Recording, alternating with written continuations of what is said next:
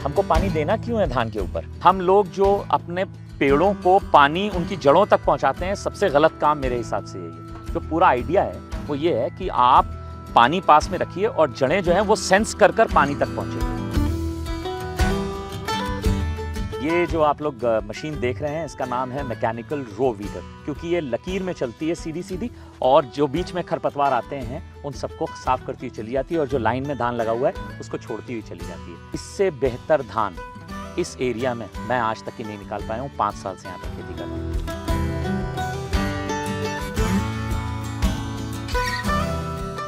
साथियों नमस्कार, न्यूज पोटली में आपका स्वागत है। मैं हूं अभी उत्तर प्रदेश के सीतापुर जिले के खैराबाद के उस गांव में, उस खेत में जिसको लेके आपने हज़ारों सवाल पूछे हैं। मैं हूं फहद फारूकी साहब के यहाँ, जो कि पिकनिक विधि से धान खेती करते हैं, बेड पे आलू खेती करते हैं। कम पानी वाली इस खेती की विधि को लेकर के मुझे लग रहा है कि हमारी 5-6 रील मिलियन में पहुँच गई हैं। कुछ हज़ार सवाल आए होंगे, सिर्फ भारत से नहीं, पाकिस्तान से आए हैं, बांग्लादेश से आए हैं और नेपाल से आए हैं। इन सवालों में जो सबसे बड़ा सवाल ये था कि जब आप इस विधि यानी कि बेड पे जो है पिकनिक विधि से आप खेती करते हैं तो आपका उत्पादन कितना है, और सबसे बड़ा जो सवाल था खरपतवार का नियंत्रण कैसे होगा। तो इसीलिए मैं अभी फहद फारूकी साहब के साथ आया हूँ। आप खेत देख रहे हैं, अभी तक की ये 0 इनपुट के खेत हैं। इनके अंदर अभी मैंने कुछ नहीं डाला और डालने की पोजीशन में भी नहीं है, क्योंकि यहाँ हो गई है फ्लडिंग। ये सब शारदा नदी, जैसे मैंने बताया था, ज़बरदस्त सीपेज होती है यहाँ पर, वो सीपेज हो गई है हमारी। अब इसमें पानी लगने का कोई चांस नहीं है। हम क्या कर रहे हैं, अब हमको जो करना है वो जितना भी खरपतवार है, और यहाँ जो खरपतवार है वो बहुत अड़ियल खरपतवार होता है, क्योंकि वो सब वाटर बॉर्न खरपतवार है, तो वो पानी से भी नहीं रुकेगा।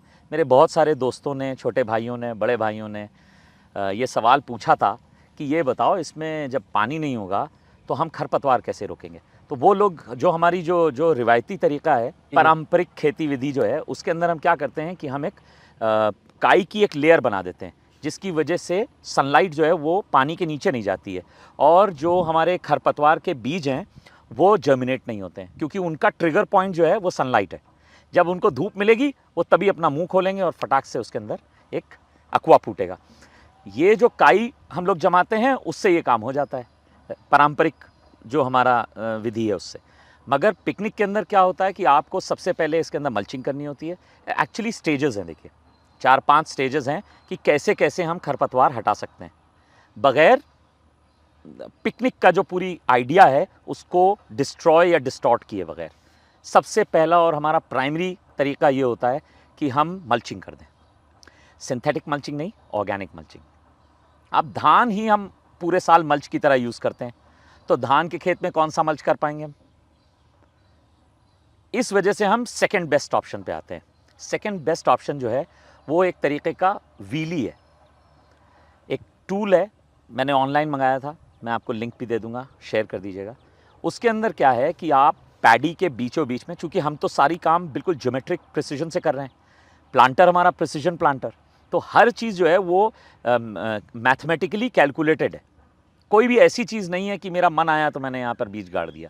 हर चीज़ जो है वो जो एक बेड में है वही दूसरे बेड में है, centimetre bye centimetre, millimetre by millimetre. तो जो हमने अपना जो व्हीली बनाया है उसके अंदर क्या किया है, हमने उसकी जो थिकनेस है वो बस आधा इंची अपने बेड्स के ऊपर, जहाँ हमने सोइंग लाइन है उससे बस आधा इंची छोटी रखी है। आप वो व्हीली चला दीजिए, सारा खरपतवार जो साइडों के अंदर है वो सब या तो रगड़ कर ख़त्म हो जाएगा सॉइल के अंदर, और अगर वो रगड़ के नहीं ख़त्म होगा तो उखड़ जाएगा। यानी एक तरीके से हल्की खुरपी की जैसे भौड़ाई करते हैं उस भौड़ाई की तरह हो जाता है। अब वो मैकेनिकल है तो आपको इनपुट बहुत कम लगाना पड़ेगा और काम बहुत स्पीड में हो जाएगा। इसके अंदर एक और लेवल है जिसके ऊपर हम इस वक्त काम कर, हम चाहते हैं कि वो पूरी एक्टिविटी जो है वो ट्रैक्टर माउंटेड हो जाए किसी भी तरीके से। खरपतवार बहुत अहम है, और जब हम 30 जून को हम इस खेत में आए थे तो ये जो खेत है उत्तर प्रदेश के सीतापुर ज़िले में आपका जो खेत है, बुआई हो चुकी थी और हल्के हल्के अफवे निकलना शुरू हुए थे। बगल वाले खेत में बुआई हो रही थी, वो हमने दिखाया था। साथ में हमने ये भी दिखाया था कि जैसे आपकी क्योंकि बड़े पैमाने पर कमर्शियल फार्मिंग है, जैसा हमने पहले वीडियो में बताया था, तो आपको क्या करना है कि प्री इमर्जन लेना है। वो इसके वीडियो में हाँ पेंडामेथ्रिन का लेना है, जो कि एक कहता हरे कलर की नहीं पीले रंग की दवा जो आपने देखा ना छिड़काव करते हुए वीडियो देखा था, वो इसलिए था कि उसको अगर आप 24 घंटे के अंदर छिड़क देंगे तो आपको जो शुरुआती जो खरपतवार होने वाले वो उनसे छुटकारा मिल जाए। ये सेम चीज़ DSR में भी होती है, जैसे हमने अपने गांव में लगाया, बहुत सारे लोग इस्तेमाल करते हैं, वो गेहूं में भी करते हैं, वो भी एक लेयर बनाता है जो काम खत्म जाता है। उसके बाद लोगों का ये सवाल था कि अब ये हो गया, अब क्या करेंगे। अब के लिए जो बताया अभी विधि बताया है वो है कि आप एक यंत्र है, आपने देखा होगा कि वो SRC विधि में भी इसको इस्तेमाल करते हैं, वो रगड़ते हुए चलता कुछ पहिया भी मैं आपको दिखाता हूँ, वो भी आपको चलेगा, तो आपको एक हद तक खरपतवार खत्म हो जाएंगे। मुझे आप ही बताइए, मुझे देख के तो नहीं लग रहा है इसमें, ये अगर एक महीना कुछ 8-10 दिन का एक खेत है जी, इस एक महीने 8-10 दिन में मुझे कोई बड़ा खरपतवार नजर नहीं आ रहा है जी। ये आपने कुछ इसमें मैनुअल वीडिंग कराई है? एक बार मैनुअल वीडिंग कराई है। कितना खर्चा आया होगा एकड़ में बता दें, क्योंकि बहुत सारे लोग देखिए ऐसा है, एकड़ के अंदर खर्चे का ऐसा है कि जो लेबर यहाँ पर केयर टेकर है, देखिए धान में कोई काम नहीं होता है, लेकिन यहाँ पर कंटिन्यूसली हमारे यहाँ वर्कर्स रहते हैं जिनका काम जो लेबरर्स हैं बेसिकली, लेकिन 24 आवर्स के हैं। उन्हीं के अंदर से एक आदमी का ये काम होता है कि रोज़ आपको 3 से 4 बेड्स जो हैं वो क्लियर आउट करने हैं, बस। हमारा जो सबसे मेजर खर्चा है, जो लोड एक्टिविटी है, वो बेड्स बनाना है। ठीक, इस खेत के अंदर हमने पहली बार बेड्स बनाए, तो वो खर्चा मेरा आया है। अब जब मैं धान के बाद अगली खेती करूंगा तो मुझे बेड्स का खर्चा नहीं आएगा। बेड्स तो हमारे बने हुए हैं, सिर्फ जो मिट्टी नीचे से कट कर और नीचे चली गई है, वो जो नीचे चली गई है मिट्टी, हमारा जो रिजर है वो इसको उठा के और दोबारा पूरे बेड को बना देगा। आप पूरे पिकनिक के अंदर घुसे, कोई किसान है जो ठीक है कहता है साल में हम 2 बार बेड बना भी लेंगे, फिर भी बेड बनाने में एक एकड़ में जितना जुताई का खर्चा आता है सिर्फ उतना खर्चा, कंदाई का आपका खर्चा बच गया, धान की लगाई का आपका खर्चा बच गया। उसके बाद एक और बहुत इंपॉर्टेंट चीज़ जो किसान ध्यान नहीं देता है, 300, 350, 400 रुपये किलो बीज आता है। तो अब क्या पोजीशन हुई, उसके बाद आपको जर्मिनेशन कितना मिल रहा है जब आप उसको उस वाली विधि से लगाते हैं जिसके अंदर हम पहले एक नर्सरी बनाते हैं और उस नर्सरी के अंदर से फिर हम अच्छे पेड़ों को निकाल लेते हैं।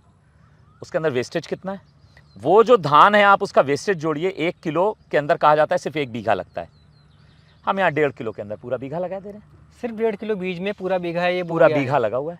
तो यानी ये समझिए कि 7 किलो हम लगाना चाहते तो 6 किलो भी लगा सकते थे, लेकिन चूंकि हम पहली बार इस एक्टिविटी को इस तरीके से इस खेत में कर रहे थे तो हमने कहा थोड़ा सा जर्मिनेशन के लिए हम स्कोप छोड़ देते हैं, क्योंकि अगर पानी आ गया तो हमारी टिलरिंग रुक जाएगी। इस वजह से हमने इस लालच में 1.5 किया, वरना 1 किलो बीघा चाहिए आपको पूरा। और 100% जर्मिनेशन है, बीज बच गया, पूरा बचा, आपका पूरा लेबर खर्चा बच गया, आपका डीजल बच गया, आपकी सिंचाई का खर्चा बहुत सारा बच गया। ये जब नाली बना दिया आपने, ऊपर में आपने बो रखा है, पानी आप दे रहे थे, तो सिंचाई कैसे हो रही है? वापसा कंडीशन है, यानी हमें सिर्फ नालियों में ही पानी देना है। हमको पानी देना क्यों है धान के ऊपर? धान के जो मिट्टी है वो अपने आप से सारे मॉइस्चर को वो करेगा, खींचेगा। आप इस बात को समझिए कि जैसे जैसे मिट्टी पानी को खींचती रहेगी वैसे वैसे आपके धान की जड़ों को पानी मिलेगा। और एक बात समझिए, हम लोग जो अपने पेड़ों को पानी उनकी जड़ों तक पहुंचाते हैं, सबसे गलत काम मेरे हिसाब से यही है। जो पूरा आइडिया है वो ये है कि आप पानी पास में रखिए और जड़ें जो हैं वो सेंस कर कर पानी तक पहुँचे।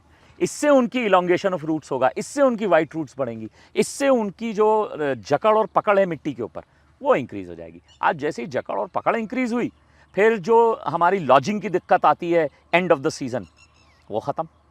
इस धान के अंदर आप अभी देखिएगा, अभी तो ये 1-2 महीने बाद आपको और आना होगा शुक्ला जी, ताकि हम लोग वो दिखा सकें कि भैया ये जो बीच की लाइन है ये वेस्ट नहीं हुई है, ये रिज है, और इसके अंदर भी पूरी तरीके से टिलरिंग के साथ में हमने कवर कर लिया है उसे।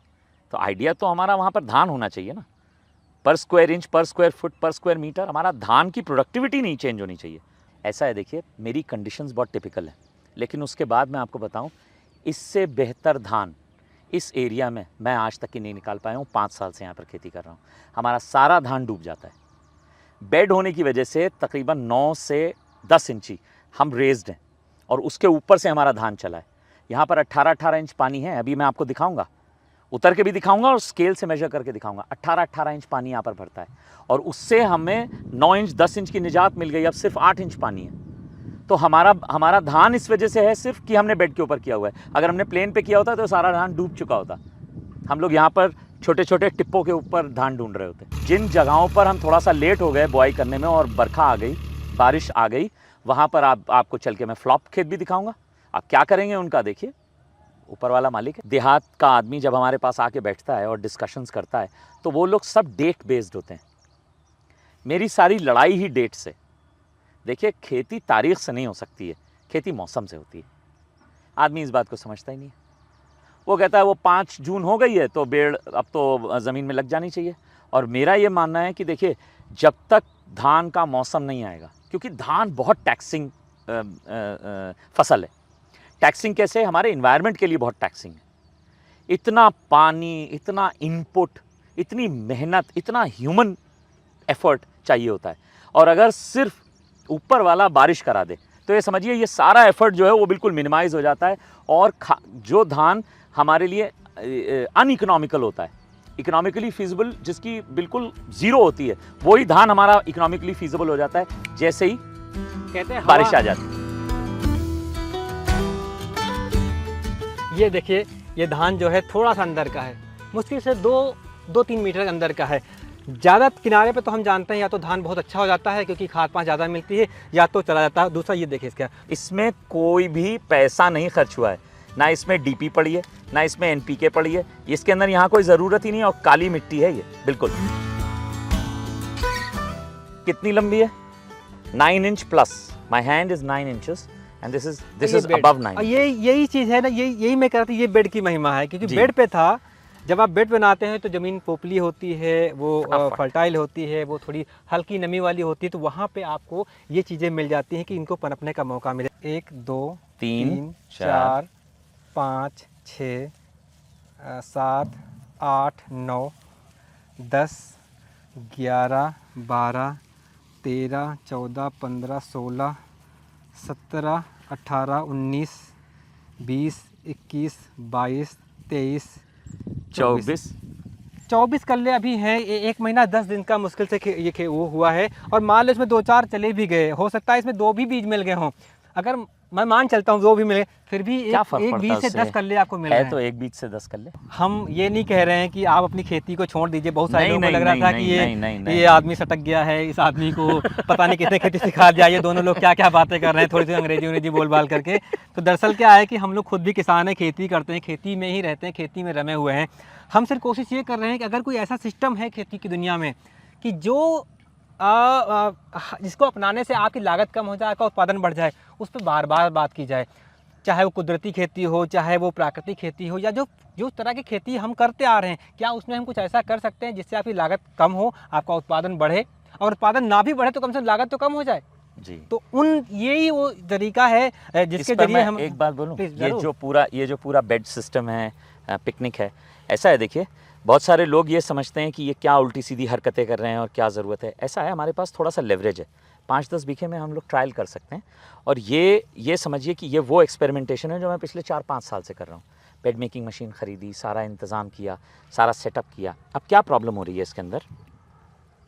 देखिए, हम ये कहते हैं कि ये पूरी एक्टिविटी चलती रहे जिस तरीके से हम कर रहे हैं। हम बहुत सटके हुए हैं, इसको हम कर रहे हैं और ये पूरा काम चल रहा है, ठीक है। वाइट रूट सिस्टम बन रहा है, बेड्स के ऊपर हम खेती कर रहे हैं, अपने धान की टिलरिंग करवा रहे हैं। आप एक बार एक सेक्शन को करके तो देखिए। एक बीघा दुनिया में ऐसा कोई भी सिस्टम नहीं है जो फूल प्रूफ हो। दुनिया में, मैं डिज़ाइन का स्टूडेंट हूँ, मैं एज ए डिज़ाइनर ये मानता हूँ there is always room for improvement. हाँ, 5%, 3%, ये मैं पहले भी आपसे ये बात कह चुका हूँ कि हम लोगों को एक जगह के ऊपर कुछ बहुत बड़ा करने की ज़रूरत नहीं है। छोटे छोटे चेंजेस करते चले जाइए, उनका जो कंसोलिडेट होकर जो डिफरेंस आएगा वो आपको इतना बड़ा डिफरेंस दिखेगा कि वो it will actually make a difference हम लोगों की ज़िंदगी में भी, खेती और किसानी की ज़िंदगी में भी, और जो भी लोग इसके अंदर काम कर रहे हैं उनकी ज़िंदगी के अंदर ये डिफरेंस लेके आएगा। कोई लेबरी नहीं, एक ट्रैक्टर ड्राइवर स्किल्ड आदमी चाहिए, आप खुद भी हो सकते हैं। बीज आपको पीछे डालना है, ऑटोमेटिक प्लांटर है। आपको मालूम है कि 5 रो के बाद में मुझे एक पैकेट वापस डालना है, डाल लीजिए, क्या प्रॉब्लम है उसका। लेकिन आप ये समझिए, हर सिस्टम को बोगस बताना ये कोई बहुत अच्छा आइडिया नहीं है। आप उसको खुले मन के साथ में देखिए, समझिए, और दुनिया में हर चीज़ हर एक आदमियों के लिए भी नहीं है, ये भी समझिए। आपकी मिट्टी, आपका सेटअप भी ये बात को गवर्न करेगा कि आप कौन से रास्ते को चूज करते हैं। सारे रास्ते सही हैं, बस बात इतनी सी कि आपको कौन सा सूट करता है। ये जो आपके पास प्रेसिजन बेड मेकर है जो जी। जिस आप सीट स्वैंग करते हैं, ये आप पंजाब से लाए हैं? जी हाँ, पंजाब से क्या हैं। कीमत थी उसकी, वो बता दिए। 1,25,000 रुपये कीमत थी और तकरीबन 32,000 रुपये यहाँ ट्रांसपोर्ट के पड़े उसे। साथियों, हमारी बातचीत चलती रहेगी। आपको ये वाला भी दिखा देते हैं कि ऐसा ना लगे कि एक लाइन के पास हम खड़े हुए हैं और आपको हम बार बार घुमा घुमा के वही दिखाई दे रहे हैं। ये इस बेड का हमने आपको 4 फोटो दिखाया था, जिसमें पहली बार हमको अंकुरण दिखाई पड़ा था। अब वो सामने बेड है। इन 2 बेड के अगर आप देखेंगे तो आप अगर किसान हैं तो समझते हैं कि इस किनारे के जो बेड होते हैं तो पानी भरने से या फिर बुआई करने से या रो में दिखाई भी पड़ने से कई बार वो ख़राब हो जाते हैं, इसलिए आपको ऐसा, लेकिन बाकी अंदर आपको नज़र आएगा। यहाँ पानी कितना, एक और लोगों ने सवाल पूछा कि बेड पे बुआई करने से अगर एक बारिश होगी तो बेड ख़राब हो जाएंगे। क्या बेड ख़राब होते हैं? आइए चल के देखते हैं यहाँ क्या मामला है। तो मैं यही दिखा देता हूँ। यहाँ पे देखिए, ये बेड की नाली थी, पानी हमारे इतना है। अब मैं खड़ा होता हूँ बेड पे, पानी हमें इतना। ये 9 इंच का जो फ़र्क आया है मेरी हाइट में, कई दौर की मूसलाधार बारिश के बावजूद भी बेड सुरक्षित हैं। अगर होगा भी तो 2-3 इंची का असर आया भी होगा, बावजूद इसके बेड हैं। और मुझे ऐसा लगता है कि ये धान का, अगर अब ये बारिश झेल गए, अब तो इनके ऊपर एक लेयर ही बन गई है, जो पानी है उससे बन गई, तो फिर इनको कोई दिक्कत नहीं होने वाली है। और हम आपको साथ में वो भी दिखा देते हैं, जो आपका खेत ख़राब हुआ है। इसमें लगा हुआ है बासमती, और बासमती है 1692। तो जो 1692 बासमती है उसके साथ में ये होता है कि उसका जर्मिनेशन थोड़ा टाइम लेता है। 1692 बासमती इसके अंदर लगा हुआ है, वो थोड़ा सा टाइम लेता है जर्मिनेशन। हमारे साथ ये परेशानी हुई कि इसके अंदर हो गई उसी समय के ऊपर बारिश। बस बारिश हुई और ये जगह जो थी वो फ्लड कर गई। फ्लड करने के बाद जो इसके अंदर सीड लगा हुआ था, वैसे भी बासमती का सीड धीरे धीरे निकलता है, हाइब्रिड की तरह 4 दिन में स्पाइक आउट नहीं कर जाता है और नीडल नहीं फेंक देता है। ये जो है ये वैसे भी अपना एक टाइम लेता है, और वो जो समय था उसके अंदर इसमें बारिश हो गई। ये आपको अभी भी पानी दिख रहा है, ये सब जो है वो ठहरा हुआ पानी है। हम इसको निकालने की कोशिश कर रहे हैं ताकि कुछ इसके अंदर एरिएशन कर सकें इनके बेड्स के अंदर, और हो सकता है ये मरी हुई फसल ज़िंदा हो जाए। आप लोगों ने मेरी खेती देखी है और अभी सिर्फ 30 दिन की हुई है। 60 दिन 90 दिन मैं आप लोगों को इनवाइट करता हूँ, आप लोग आइएगा और इसको हम साथ में डेवलप होता हुआ देखेंगे। अगर आपके पास कोई क्वेश्चंस हैं तो आप मुझसे पूछिए। देखिए, न्यूज़ पोर्टली के बारे में मैं एक बात शेयर करना चाहता हूँ। एक तो ये कोई स्पॉन्सर्ड वीडियो नहीं है, और दूसरा ये कोई इंटरटेनमेंट के वीडियो नहीं है। आप इस बात को समझिए कि इंटरटेनमेंट के अंदर कई बार झूठ का तड़का लगाया जाता है। हम लोग, मेरा यकीन करिए कि मैं अपनी फील्ड के ऊपर बैठकर कोई भी बात जो आप लोगों से शेयर कर रहा हूँ, बड़ी रिस्पॉन्सिबिलिटी, बड़ी जिम्मेदारी के साथ शेयर करता हूँ। इसके अंदर किसी भी तरीके का सनसनी पैदा करने का हमारा उद्देश्य नहीं होता है, और ना हम सनसनी पैदा करते हैं। हमारा आइडिया, बहुत सारे लोग मैं देखता हूँ कमेंट्स के अंदर, you see I have seen all this and I have been there and done that, so it doesn't really effect me. लेकिन मुझे ये महसूस होता है कि बहुत सारे लोग ये सोच रहे हैं, कुछ लोगों की वजह से शायद, कि ये लोग जो है ना ये झूठ बोल रहे हैं या ये किसी भी चीज़ को एग्जैजरेट कर रहे हैं। ऐसा कोई एग्जैजरेशन यहाँ नहीं हो रहा है। ये बहुत सीरियस एग्री जर्नलिज्म है भाई। ना मुझसे कभी प्रेशराइज करते हैं कि कोई गलत बात बोलो या कोई भी बात बढ़ा चढ़ा के बोलो, और ना ही मैं ऐसी कोई बात बोलता हूँ कि जिसको मैं सबूतों और गवाहों के साथ में आपके सामने पूरा ना कर सकूँ। ऐसा कोई भी बात हम नहीं बोलते हैं, और उसको बोलकर कोई फ़ायदा नहीं है। आप किसान हमारे भाई हैं, आपको झूठ झपाट पहुँचा और आपको भटका कर कुछ हासिल नहीं होगा। तो ये आप लोग अपने दिमाग से निकाल दीजिए कि यहाँ पर किसी भी तरीके की बढ़ा चढ़ाकर बातें बोली जाती हैं। जो बोल रहे हैं 100% सच है, और अगर मुझसे कोई गलती हो जाए तो मुझे माफ़ कर दिएगा। वैसे मैं अपनी जानबूझकर मैं आप लोगों से कोई भी ऐसी बात या कोई भी ऐसी चीज़ नहीं कहता हूँ कि जिससे आप लोगों को भटकाऊँ मैं। मेरा आइडिया आप लोगों को मोटिवेट करने का है, मेरा आइडिया आप लोगों को चार्ज करने का है। मेरा आइडिया इस बात को के अराउंड रिवॉल्व करता है कि मेरे बाकी किसान भाई नए आयामों को खोलें और उसके अंदर अपने लिए कामयाबी ढूंढें। मैं कोई कामयाब किसान नहीं हूँ, आप बात समझिए। मैं कोई कामयाब किसान नहीं हूँ, आप कामयाब किसान हैं। अगर आप मेरी बात को समझ गए तो आप कामयाब हैं। मैं तो जो कर रहा हूँ वो तो मैं करता ही रहूँगा, लेकिन मेरी बात सुनकर अगर आप कर लेंगे तो मैं अपने आप को धन्य मानूंगा। बाकी ये है कि आप न्यूज़ पोर्टली को सब्सक्राइब करिए, और मुझे लगता है कि एग्री जर्नलिज्म जो है वो अपने चरम पर इन लोगों द्वारा पहुंचाया जा रहा है, और मैं इन लोगों का आभारी हूं। आप इनको एक्स पर, लिंक्डइन पर, फेसबुक पर, यूट्यूब पर और इंस्टाग्राम पर फॉलो कर सकते हैं न्यूज़ पोर्टली के नाम से, और आप मुझे वहां बार बार देख सकते हैं। Thank you. और इसके लिए मैंने कोई रिश्वत नहीं दी है इनको, नहीं, रिश्वत नहीं लेता हूं बल्कि मैं। हमें ये आम खिलाने वाले हैं, हाँ, इसको हाँ, लेकर आम के लेके आए हम हैं, आम जी। खाएंगे और लौट के हम फिर आएंगे। ये राजा का ये था आइडिया कि हम ऐसा भी कर सकते हैं क्या जी। लेकिन कोई बात नहीं, अंततः हमारा ये कि हमको सबको मिल करके एक अच्छा कंटेंट डेवलप करना है, जी। किसानों के बीच में अच्छी चीज़ लेके जाना है। और हम कोशिश कर रहे हैं कि भारत के अलग अलग राज्यों से ऐसे किसानों को ढूंढ के आपके लिए लाया जाए। हम सिर्फ एक माध्यम है, आप सीधे जुड़िए, बात करिए उनसे। धन्यवाद।